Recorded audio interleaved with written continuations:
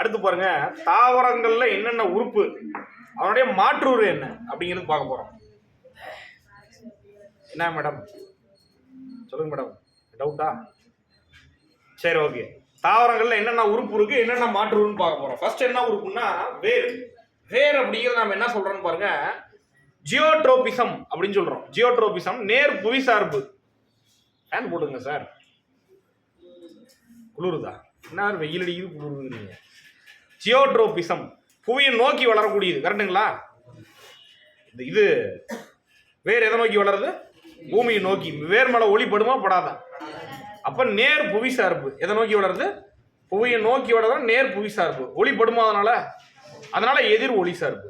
புரியுதுங்களா ஏன் அப்படி சொல்றேன்னு? இங்கிலீஷ்ல ஜியோட்ரோபிசம் அப்படின்னு சொல்லுவோம். ஓகேங்களா? சரி, ஓகே. அடுத்து பாருங்க, அதனுடைய பணி என்ன சார்? இதெல்லாம் நம்மளுக்கு தெரிஞ்ச பணி தான்.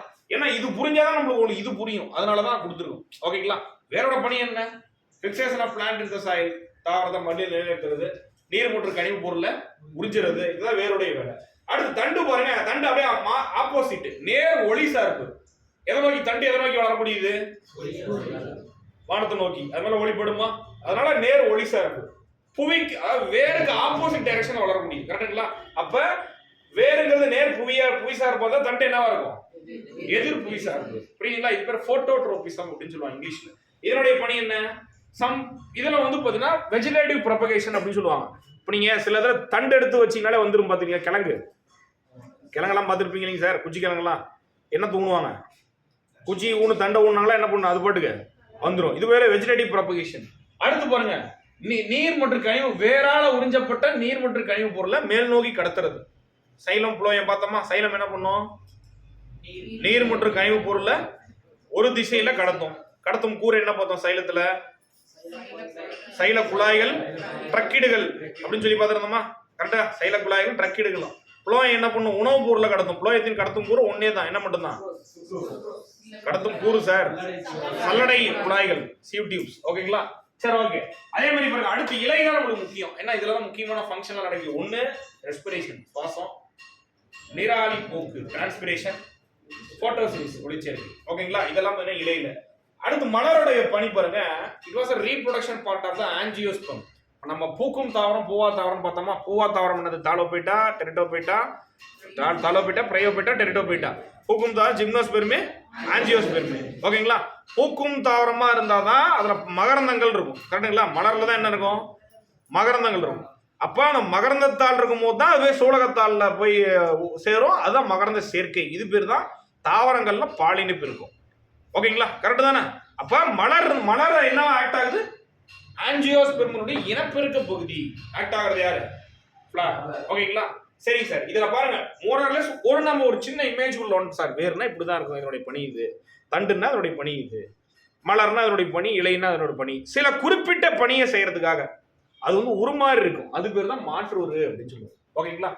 To do a particular function, அதுவும் மாடிஃபை ஆயிருக்கும். அதுதான் மாடிஃபிகேஷன் அப்படின்னு சொல்லுவோம். ஓகேங்களா? ஃபர்ஸ்ட் வேரின் மாற்றுரு. ஃபர்ஸ்ட் பேரே சேமிப்பு வேர்கள். சேமிப்புங்கிறது வேரோட பணியே கிடையாது. ஆனா இந்த இடத்துல சில வேர்கள் வந்து சேமிப்பு பணியை செய்யுது. அதான் சேமிப்பு வேர்கள் சொல்லுவோம். சேமிப்புனா என்னது? உணவு சேமிக்கிறது, வேற ஒன்றும் இல்லை. ஓகேங்களா? அதுக்கு என்னென்னலாம் வரும்னு பாருங்க. கேரட்டு, முள்ளங்கி, பீட்ரூட். ஓகேங்களா? கேரட்டு, முள்ளங்கி, கேரட்னா கூம்பு வடிவத்தில் இருக்கும், முள்ளங்கினா கோல் வடிவத்தில் இருக்கும். ஓகேங்களா? இது பீட்ரூட்ல பேர் என்ன இருக்கு? ரூட் இருக்கா? ரூட்னா என்ன அர்த்தம்? வேறு கூட இங்கிலீஷ்ல பேர் தான் என்னது? ஓல்ட் எஸ்ஐ கொஸ்டின் இது. which are the following is not storage roots? சேமிப்பு வேர்களை தவிர இது கேரட், முள்ளங்கி, பீட்ரூட், உருளைக்கிழங்கு கொடுத்துருந்தாங்க. உருளைக்கிழங்கு எங்க வரும்னா உங்களுக்கு தண்டுல வரும். ஓகேங்களா? இங்க இருக்கு இல்லைங்களா உருளைக்கிழங்கு? ஓகேங்களா? எது வந்து இல்ல அப்படின்னு சொல்லி கேட்டிருந்தாங்க. எது இருக்காது?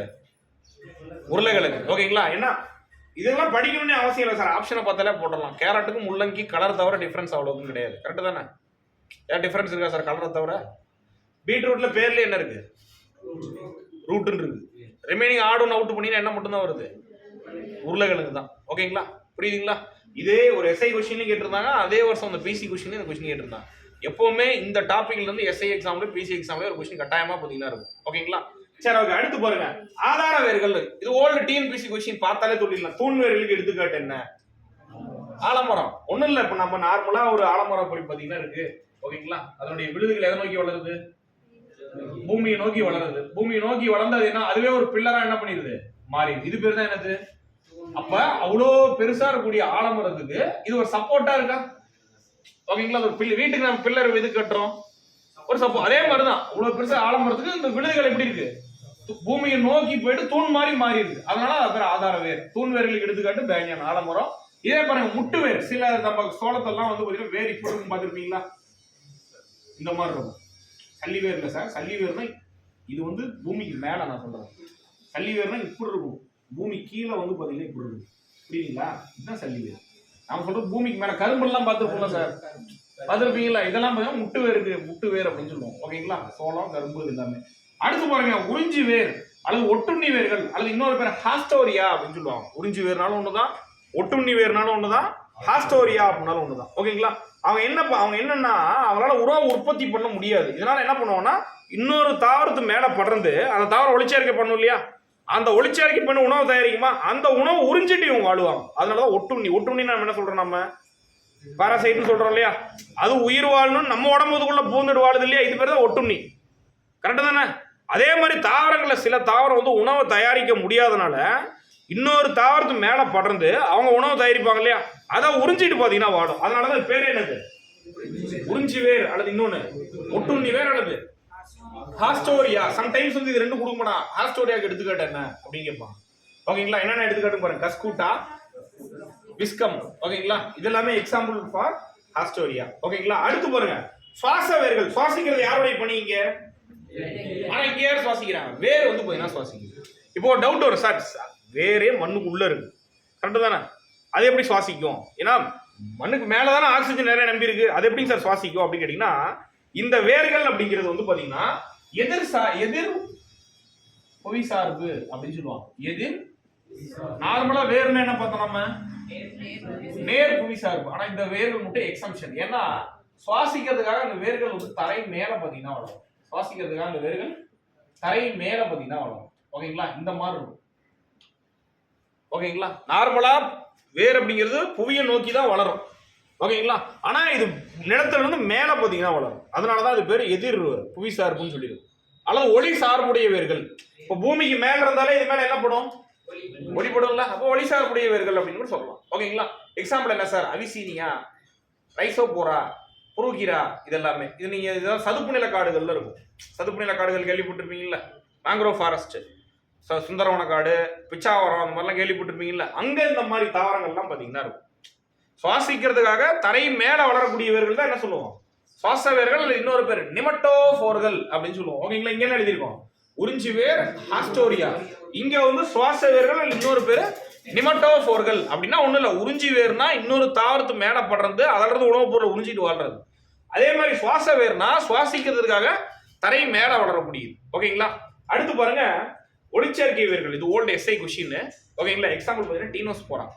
ஓகேங்களா? ஒளிச்சேர்க்கை வேர்கள் எதில் காணப்படுகிறது அப்படின்னு சொல்லி கேட்டிருந்தாங்க. எக்ஸாம்பிள் வந்து டீனோ. இந்த இடத்துல ஒளிச்சேர்க்கை அப்படின்னா யாருடைய பணி, இலையோட பணி. கரெக்டுங்களா? ஏன்னா வேர் கலரே ஒயிட் கலர்ல தான் இருக்கும். கரெக்டுங்களா? பச்சை கலர்ல இருந்தாதான் அதுல குளோரோஃபில் இருக்குன்னு அர்த்தம். அப்ப அதனால என்ன பண்ண முடியும், ஒளிச்சேர்க்கை பண்ண முடியும்.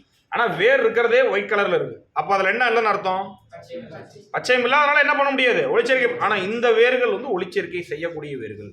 அதான் டீனோஸ்போரா அப்படின்னு சொல்லுவோம். அது ஓல்டு எஸ்ஐ கொஸ்டின். ஓகேங்களா? சரி, ஓகே, ஃபைன்.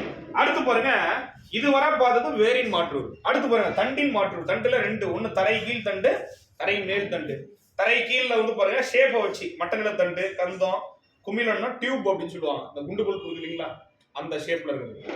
அதே மாதிரி கிழங்கு என்ன எக்ஸாம்பிள் இங்க கொடுத்துருக்கோம் பாருங்க. மட்டநில தண்டு எக்ஸாம்பிள் இஞ்சியும் மஞ்சளும். இஞ்சிக்கு மஞ்சள் ஏதாவது டிஃபரன்ஸ் இருக்கா அமைப்பு ரீதியா?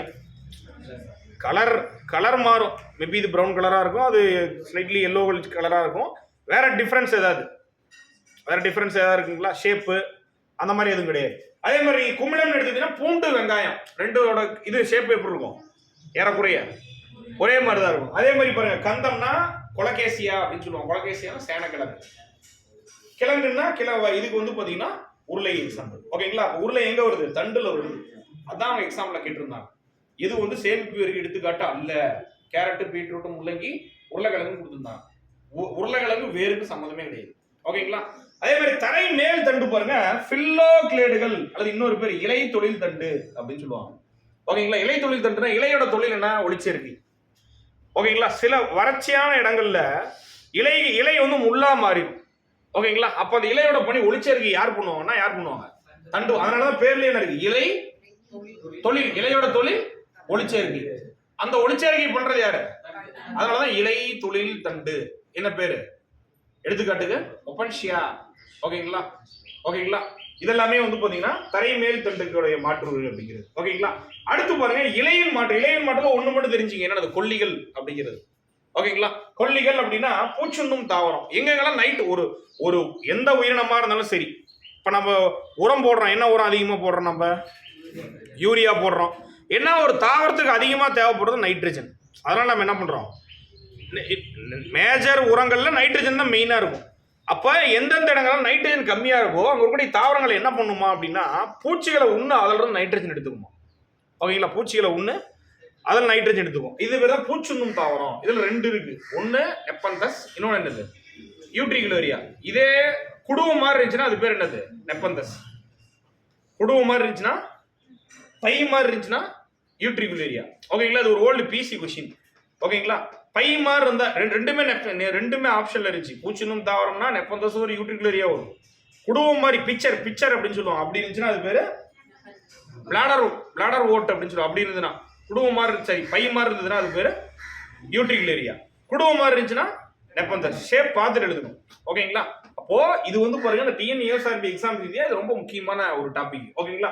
அதே மாதிரி பாருங்க ஒரு தாவரத்தினுடைய வளர்ச்சி, இது பிசிஆர் தான் எழுத வேண்டாம், பிசிஆர் தான் எழுத வேண்டாம். டிஎன்பிசி அசைன்மெண்ட் எழுதிங்க.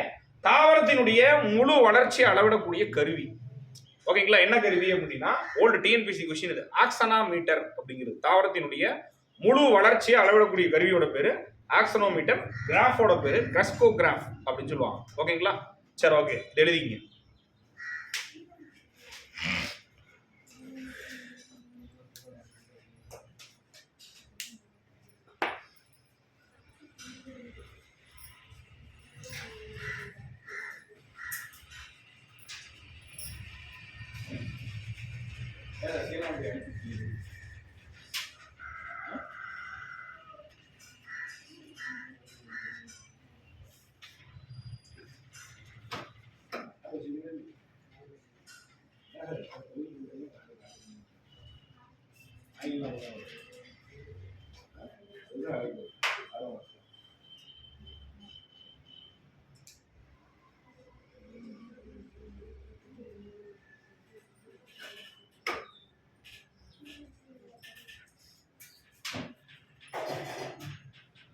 சார் நார்மலா உங்களுக்கு அந்த ஃபங்க்ஷன் புரிஞ்சாதான் மாற்று புரியும். ஏன்னா இந்த ஃபங்க்ஷன் புரிஞ்சா ஓகேங்களா. காற்று சுவாசம் காற்றில்லா சுவாசம்னா வித் பிரசன்ஸ் ஆஃப் ஆக்சிஜன்னா ஏரோபிக், ஆப்சன்ஸ் ஆஃப் ஆக்சிஜன்னா அனரோபிக். ஓகேங்களா. இது நடைபெறும் இடம் பாருங்க. இப்ப என்ன ஒரு உயிரினம் அப்படின்னா செல்களால் ஆனது. காற்று சுவாசம் எங்க நடைபெறும்னா செல்ல மைட்டோகாண்ட்ரியல் நடைபெறும். காற்றில்லா சுவாசம் எங்க நடக்கும்? ஏன்னா நம்ம செல்லையே பார்த்துருப்போம். செல்லின் சுவாச மையம் என்னது? மைட்டோகாண்ட்ரியா. ஓகேங்களா. செல்லின் சுவாச உறுப்பு காற்று சுவாசம் நடைபெறும் இடம் என்னது? மைட்டோகாண்ட்ரியா அப்படிங்கிறது. ஓகேங்களா. காற்றில்லா சுவாசம் எங்க நடக்கும்? சைட்டோபிளாசம். எக்ஸாம்பிள் பாருங்க. இது என்ன சைக்கிள் அப்படின்னா கிரெப்ஸ் சுழற்சி. அதே மாதிரி காற்றில்லா சுவாசம் எடுத்துக்காட்டு கிளைகாலிசிஸ். இங்க எவ்வளவு ஏடிபி சார், எவ்வளவு எனர்ஜி சார் கிடைக்குன்னா 38 ஏடிபி. ஆனா புக்ல 36 கொடுத்துருப்பாங்க. அதுக்கான விளக்கத்தை நான் அப்படியே சொல்றேன். ஓகேங்களா. காற்றில்லா சுவாசம் எவ்வளவு கிடைக்கும்? 2 ஏடிபி. அந்த காற்று சுவாசம்னா என்ன, காற்றில்லா சுவாசம்னா என்ன பின்னாடி இங்க பார்ப்போம். அதுக்கு முன்னாடி இந்த சுவாசம் எப்படி நடக்கும்னு பாருங்க. சுவாச படிநிலைகள் டோட்டலா 3 ஸ்டெப் இருக்கு. டோட்டலா 4 ஸ்டெப். இது முக்கியமானது 3 தான். ஓகேங்களா. சரி, ஓகே. இதுல ஃபர்ஸ்ட் என்ன சுழற்சி? கிளைகாலிசிஸ். ஓகேங்களா. கிளைகாலிசிஸ் அப்படிங்கிறது காற்று சுவாசத்திலையும் நடக்கும், காற்றில்லா சுவாசத்திலையும் நடக்கும். மேபி அது காற்றில்லா சுவாசம்னா இதோட நின்றும். ஓகேங்களா. காற்றில்லா சுவாசம் இருந்தா இதோட நின்றும், கிளைகாலிசிஸோட நின்றும். காற்று சுவாசம் இருக்கும் பட்சத்துல அடுத்தது கண்டினியூ ஆகும். கரெக்ட். அப்ப பாருங்க, only glycolysis is the only stage which was common for both aerobic and anaerobic. காற்று சுவாசத்திலையும் காற்றில்லா சுவாசத்திலையும் நடைபெறக்கூடிய ஒரே நிலை என்ன நிலை மட்டும்தான்? கிளைகாலிசிஸ் மட்டும்தான். புரியுதுங்களா? இது ஓல்டு டிஎன்பிசி கொஸ்டின். காற்று சுவாசத்திலும் காற்றில்லா சுவாசத்துக்கும் பொதுவான நிலை இது என்ன நிலை? கிளைகாலிசிஸ். ஓகேங்களா. அது ஒண்ணும் இல்ல. இது வந்து குளுக்கோஸ் வந்து பயிர்விக்க விடமா மாறும், வேற ஒண்ணும் இல்ல. ஓகேங்களா. அடுத்து பாருங்க கிளைகாலிசிஸ் அடுத்து என்னது கிரெப்ஸ். இதுல காற்றில்லா சுவாசம்னா இதோட நின்றோம், கிளைகாலிசிஸோட நின்றோம். காற்று சுவாசமா இருக்கும் பட்சத்துல கிரெப்ஸ் அடுத்து ஸ்டார்ட் ஆகும். கிரெப்ஸ் முடிஞ்ச அப்புறம் இசிசி அப்படின்னு சொல்லுவாங்க, எலக்ட்ரான் கண்டக்ஷன் சைக்கிள், எலக்ட்ரான் கடத்து சங்கிலி. இது முடிச்சாதான் எத்தனை ஏடிபி? காற்று சுவாசமா இருந்தா எத்தனை ஏடிபி கிடைக்கும்? ஏன்னு சொல்றேன் பாருங்க, காற்று சுவாசத்திலையும் இது நடக்கும், காற்றில்லா சுவாசத்திலையும் கிளைகாலிசிஸ்னா எத்தனை ஏடிபி கிடைக்கும்? 2 ஏடிபி கிடைக்குமா? கரெக்ட்டுங்களா? இதே கிரெப்ஸா இருந்தவங்களுக்கு எத்தனை ஏடிபி கிடைக்கும்? 36 ஏடிபி. ரெண்டையும் சம் பண்ணீங்கன்னா காற்று சுவாசத்துல எத்தனை கிடைக்கும்? அதனாலதான் எழுதியிருக்கு. ஸ்கூல் புக்ல 36 தான் கொடுத்துருப்பாங்க. ஆனா அதே ஸ்கூல் புக்ல ஒரு பாக்ஸ் இன்ஃபர்மேஷன் என்ன சொல்லியிருப்பாங்கன்னா, காற்றில்லா சுவாசத்தை விட 19 மடங்கு அதிக ஆற்றல் எங்க கிடைக்கும்? காற்று சுவாசத்துல கிடைக்கும். காற்றில்லா சுவாசத்துல எத்தனை ஏடிபி கிடைக்குது? 19 மடங்கு அதிகம். என்னது புரியுதுங்களா? புக்ல 36 தான் கொடுத்துருப்பாங்க. ஆனா அதே புக்ல காற்றில்லா சுவாசத்தை விட 19 மடங்கு அதிக ஆற்றல் எங்க கிடைக்கும் கொடுத்துருப்பாங்க, காற்று சுவாசம். That means 38 ATP. புரியுதுங்களா? அப்போ சுவாச படிநிலைகள் 3: கிளைகாலிசிஸ், கிரெப்ஸ், எலக்ட்ரான் கடத்து சங்கிலி. இத காற்றில்லா சுவாசம் இதோட நின்றோம், கிளைகாலிசிஸோட நின்றோம். கிளைகாலிசிஸ் அப்படின்னா காற்று சுவாசத்தின் போது நடக்கும், காற்றில்லா சுவாசத்தின் போது நடக்கும். ஓகேங்களா? இதுக்கான ஒரு பிரீஃபான ஒரு பிக்சர் நீங்க கொடுத்துருக்கோம் பாருங்க. நார்மலா C6H12O6 இதுதான் வந்து பாத்தீங்கன்னா குளுக்கோஸ் நம்ம சாப்பிடுற அப்புறம் இது கிடைக்கிறது. ஓகேங்களா? இது ஆக்சிஜன் இருந்தா என்ன நடக்கும்? ஆக்சிஜன் இருந்தா மைட்டோகாண்ட்ரியல் ஒரு ரியாக்ஷன் பார்த்திருப்போமா? ஆக்சிஜன் இருந்தா அந்த ரியாக்ஷன் எங்க? ஆக்சிஜன் இருந்தா அது காற்று சுவாசமா எங்க நடக்கும்? மைட்டோகாண்ட்ரியல்ல நடக்கும். ஓகேங்களா? மைட்டோகாண்ட்ரியல் நடக்கக்கூடிய ரியாக்ஷன் என்னது? மைட்டோகாண்ட்ரியல் ரியாக்ஷன் பேரு sir C6H12O6 plus 6O2 gives 6O2 gives 6CO2 plus 6H2O plus energy. ஓகேங்களா? இதுதான் இது கம்ப்ளீட் பண்ணிக்க போறோம். C6H12O6 இங்க 6O2 ஆக்சிஜன் இருந்தா அது என்ன சுவாசம்? காற்று சுவாசமா? அதனாலதான் நான் 6O2 எழுதாம என்ன எழுதிருக்கேன்? ஆக்சிஜன் உள்ள போகுது அப்படின்னு எழுதிருக்கேன். ரியாக்ஷன் கம்ப்ளீட் பண்ணீங்கன்னா இங்க எத்தனை கார்பன் இருக்கு? 6 கார்பன் இருக்கா? இங்க இருக்கா 6 கார்பன். அதே மாதிரி எத்தனை ஆக்சிஜன் இருக்கு? 6 ஆக்சிஜன் இருக்கு. அதே மாதிரி இங்க ஒரு 6 இருக்குமா? 6 12 வந்துச்சுங்களா? 12 plus 6 18 வந்துச்சா? இங்க ஒரு 12, இங்க ஒரு 6 சேர்த்துனே எவ்வளவு ஆச்சு? 18 ஆச்சா? அதே மாதிரி ஹைட்ரஜன் எத்தனை இருக்கு? இங்க இருக்கா? 600 இருக்கா? பிளஸ் ஆற்றல். இது காற்று சுவாசம். காற்றில்லா சுவாசத்துல 2 வகை இருக்கு. என்னன்னு பாருங்க. ஒண்ணு ஆக்சிஜன் இருந்தா காற்று சுவாசம். ஓகேங்களா? ஆக்சிஜன் இல்லைன்னா காற்றில்லா சுவாசம். அதே மாதிரி ஆக்சிஜன் இருக்கு ஆனா பத்தல, அது பேர் தான் என்னது? ஆக்சிஜன் பற்றாக்குறை. ஓகேங்களா? அடுத்து என்னது? ஆக்சிஜன் சுத்தமா இல்லாத போது. ஃபர்ஸ்ட் இது பாத்துருவோம். ஆக்சிஜன் சுத்தமா இல்லாத போது இது பேர் தான் என்ன சொல்லுவாங்கன்னா, இது எங்க நடக்குதுன்னா ஈஸ்ட்ல. ஒரு செல் பூஞ்சிக்கு எடுத்துக்காட்டுன்னு காலைல பார்த்தோமா? ஈஸ்ட். நொதித்தல் முறை கேள்விப்பட்டிருக்கீங்களா கெமிஸ்ட்ரியில? என்ன முறை? நொதித்தல் முறை அப்படின்னாலே அங்க என்ன ஆக்சிஜன்? 0 ஆக்சிஜன் அர்த்தம். கரெக்ட்டுங்களா? ஆக்சிஜன் இல்லாத நிலையில தான் என்ன நடக்கும்? நொதித்தலே நடக்கும். ஆக்சிஜன் நொதித்தல் அப்படிங்கிற ப்ராசஸ் இருந்தாலே அங்க காற்று இல்லைன்னு அர்த்தம். கரெக்ட்டுங்களா? கரெக்ட்டுங்களா? அப்ப காற்றில்லா சுவாசம் எங்க நடக்கும்? ஆக்சிஜன் இல்லாத போது ஈஸ்ட்ல நடக்கும். இந்த நொதித்தல் முறையில கரும்பு சாறுல என்ன தயாரிப்பாங்க? Ethyl alcohol. இதெல்லாம் தயாரிக்கிறாங்க சார், ஆல்கஹால்லாம் தயாரிக்கிறாங்க இல்லைங்களா? நொதித்தல் முறையில கரும்பு சர்க்கரை என்ன தயாரிப்பாங்க? கரும்பு சாறுல இருந்து மொலாசஸ் எல்லாம் கேள்விப்பட்டிருப்பீங்க இல்லைங்க சார்? ஓகேங்களா? அதான் எத்தில் ஆல்கஹால். அப்ப காற்றில்லா சுவாசத்தின் விளைபொருள் அப்படின்னா என்னது? Ethyl alcohol. ஓகேங்களா? நொதித்தல் முறையில எத்தில் ஆல்கஹால் தயாரிக்கிறது எதை யூஸ் பண்ணுவாங்க? ஈஸ்ட் யூஸ் பண்ணுவாங்க. கேள்விப்பட்டிருப்பீங்களா அதெல்லாமே? ஓகேங்களா? சரிங்க சார். இங்க ஆக்சிஜன் இருக்கும் போது மைட்டோகாண்ட்ரியல் நடக்குது, ஆக்சிஜன் இல்லாத போது எங்க நடக்குது? ஈஸ்ட்ல நடக்குது. ஈஸ்டை பயன்படுத்தி எத்தில் ஆல்கஹால் தயாரிக்கிறாங்கன்னு பார்த்தோம். சரிங்க சார். ஆக்சிஜன் இருக்கு ஆனா கம்மியா இருக்கு. ஓகேங்களா? இது பேர் தான் என்னது? பற்றாக்குறை. ஃபார் எக்ஸாம்பிள் நான் சொல்றேன் பாருங்க. இதை அப்படியே மறந்துருங்க. இங்க எழுதுறோம் பாருங்க. மைட்டோகாண்ட்ரியல் நடக்கக்கூடிய ரியாக்ஷன் மட்டும் தனியா எடுத்து எழுதுறேன். C6H12O6 plus 6O2 gives 6CO2 plus 6H2O plus energy. Correct தானே? இது பேர் தானே காற்று சுவாசம். எத்தனை ஏடிபி கிடைக்குது எனர்ஜினா? ஏடிபி சார் 38 ஏடிபி கிடைக்கும். கரெக்ட்டுங்களா? இங்க எத்தனை ஆக்சிஜன் இருக்கு? 6 ஆக்சிஜன் இருக்கு. 6 molecule of oxygen இருந்தா எனக்கு எத்தனை ஏடிபி கிடைக்குது? இதுதான் இது பற்றாக்குறைனா இங்க எத்தனை இருக்கும்? கம்மியா இருக்குமா? ஆக்சிஜன் பற்றாக்குறைனா 6 இருக்காது. கரெக்டா? அப்ப 6 இல்லைன்னா எனக்கு எவ்வளவு ஆற்றல் கிடைக்கும்? லைக் 1 தான் இருக்குன்னு வச்சுங்களேன். இங்க 6 O2 இருக்கு. இங்க ஒரு O2 தான் இருக்குன்னு வச்சுங்களேன். இங்க எனக்கு ஏடிபி அதிகமாகுமா கம்மியாகுமா? ஏடிபி அதிகமாகுமா கம்மியாகுமா? கம்மியாகும். கரெக்ட் தானே? அப்ப 38 ஏடிபி இருந்தாதான் என் உடம்பு இயங்கும். கரெக்டா? இப்போ இந்த ஆக்சிஜன் பற்றாக்குறையா இருந்தா ஏடிபி என்ன ஆயிடும்? கம்மியாயிடும். அப்ப அந்த ஆற்றல் இருக்குமா என் உடம்புக்கு? அது பேர் தான் சோர்வு அப்படின்னு சொல்லுவாங்க. போன டைம் எஸ்ஐ எக்ஸாம்ல அந்த கொஸ்டின் கேட்டிருந்தாங்க. என்ன சார்? கிராஸ் ஆயிடுச்சுங்களா?